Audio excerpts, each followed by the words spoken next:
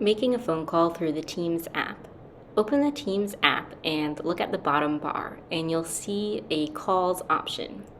Click on that, and right here you have my call history. Clicking on the little book with the hashtag on it on the top bar sends me to my phone's contact list. Now I can search through my contacts and choose somebody to call from there, or what I can do is hit the little phone with the plus sign next to it. That takes me to this screen where the two options are People and Dial Pad. Dial Pad looks exactly like a phone's dial pad, works the same way. You can type in the number you want to call and then call it. And People accesses my contact lists on both my phone and my Teams. So I can type in the name I want to call and then just hit the phone icon to call that number. So as you can see, I'm calling myself, and since I'm on my phone, the call from Teams is popping up on my cell phone as coming from this number.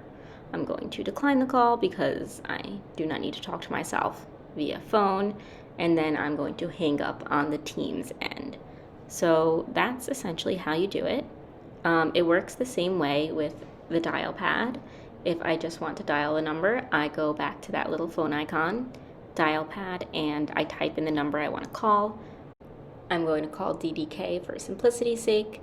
Once I finish dialing, I hit the purple phone icon and the call goes through.